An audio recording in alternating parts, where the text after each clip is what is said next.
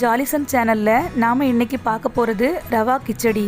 இதை எப்படி சிம்பிளாக குயிக்காக பண்ணலாம் அப்படின்னு பார்க்கலாம். நீங்கள் நம்ம சேனலை இன்னும் சப்ஸ்கிரைப் பண்ணலைன்னா சப்ஸ்கிரைப் பண்ணிக்கோங்க. பக்கத்தில் இருக்க பெல் ஐக்கானையும் கிளிக் பண்ணிக்கோங்க.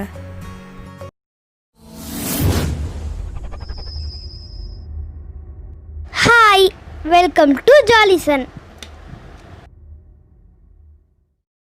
ஒரு பேன் எடுத்திருக்கேன். பேனில் ஒரு கப் ரவை போட்டு நல்லா வறுத்தெடுத்துக்கலாம். ரவையை வறுக்கும் போது ரவை கரிஞ்சிடாமல் பார்த்துக்கோங்க. இப்போ நல்லா வறுபட்டுட்டு நான் இன்னொரு பிளேட்டுக்கு மாற்றிக்கிறேன். அதே பேனில் நான் இப்போ 1.5 ஸ்பூன் கீ எடுத்துருக்கிறேன். அது கூடவே 2 ஸ்பூன் ஆயில் ஊற்றிக்கிறேன். இப்போது ஹீட் ஆகிடுச்சு.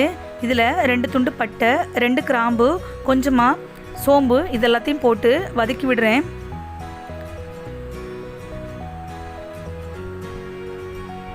இப்போ இதில் கொஞ்சம் கடலைப்பருப்பு போட்டுக்கிறேன். கடலைப்பருப்பு போடும்போது நல்லாயிருக்கும். இப்போ கொஞ்சம் முந்திரி பருப்பு போட்டுக்கிறேன். உங்களுக்கு தேவைன்னா போட்டுக்கோங்க, போடலனாலும் ஒன்றும் இல்லை. இப்போது 3 பச்சை மிளகாவை கீரி போட்டிருக்கிறேன். அதையும் சேர்த்து வதக்கிக்கலாம். கொஞ்சம் கருவேப்பிலை போட்டுக்கிறேன். இதையும் வதக்கிக்கலாம்.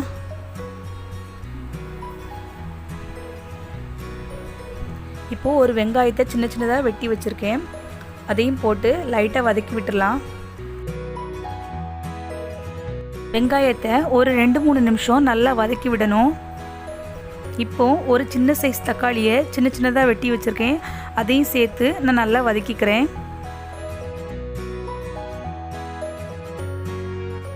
இப்போ தக்காளி நல்லா வதங்கிடுச்சு. இப்போ கொஞ்சமாக குட்டியாக வெட்டின கேரட், அப்புறமா பீன்ஸு, ஃப்ரெஷ்ஷான பட்டாணி இது எல்லாத்தையும் போட்டு நல்லா வதக்கி விட்டுடலாம்.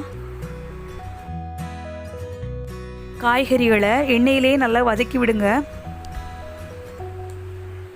இப்போ நான் காய்கறி வேகிறதுக்காக கொஞ்சமாக உப்பு போட்டுக்கிறேன். உப்பு போட்டு வதக்குனா சீக்கிரமாக வதங்கிரும்.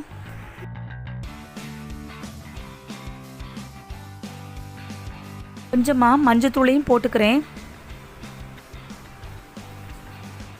அதையும் சேர்த்து நல்லா கலந்து விட்டுடலாம். நம்ம போட்ட காய்கறிகள் எல்லாம் ஓரளவுக்கு வெந்துருச்சு. இப்போ நம்ம தண்ணி ஊற்றிக்கலாம். நான் 1 கப் ரவை எடுத்துருந்தேன். அதுக்கு 3 கப் அளவுக்கு தண்ணி ஊற்றிக்கிறேன்.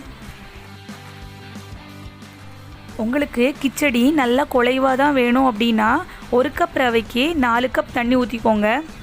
தண்ணி நல்லா கொதிக்க ஆரம்பிச்சிருச்சு. இப்போ உப்பு டேஸ்ட் பார்த்துக்கோங்க. உப்பு தேவைப்பட்டுச்சுன்னா போட்டுக்கோங்க. எனக்கு கம்மியாக இருக்கனால நான் போட்டுக்கிறேன். இப்போ நல்லா கலந்து விட்டுடலாம். இப்போ சிம்மில் வச்சுட்டு ரவையை கொஞ்சம் கொஞ்சமாக போட்டு நல்ல கட்டிகள் வராத மாதிரி நல்லா கலந்து விட்டுக்கிட்டே இருங்க. மொத்தமாக ரவையை போட்டுறாதீங்க, கொஞ்சம் கொஞ்சமாக போட்டு கலந்து விடுங்க.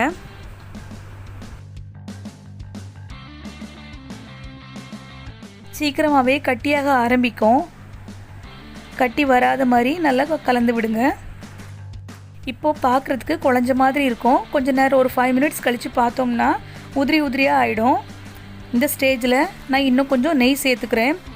கிச்சடிக்கு நெய் இந்த ஸ்டேஜில் சேர்க்கும்போது டேஸ்ட் இன்னும் கொஞ்சம் நல்லாயிருக்கும். நம்ம காய்கறிகளெல்லாம் சேர்த்து கிச்சடி செய்யும்போது குழந்தைங்க நல்லா விரும்பி சாப்பிடுவாங்க. அதுக்கப்புறம் ஹெல்த்துக்கும் ரொம்ப நல்லது. இப்போது ரவா கிச்சடி ரொம்ப சூப்பராக ரெடி ஆயிடுச்சு. ரவா கிச்சடி கூட நீங்கள் தேங்காய் சட்னியும் சேர்த்து வச்சு சாப்பிட்டு பாருங்கள், சூப்பராக இருக்கும். இந்த வீடியோ உங்களுக்கு கண்டிப்பாக பிடிச்சிருக்கும்னு நினைக்கிறேன். பிடிச்சிருந்துச்சுன்னா லைக் பண்ணுங்கள், ஷேர் பண்ணுங்கள், சப்ஸ்கிரைப் பண்ணுங்கள். தேங்க்யூ. லைக் பண்ணுங்கள், ஷேர் பண்ணுங்கள், சப்ஸ்கிரைப் பண்ணுங்கள்.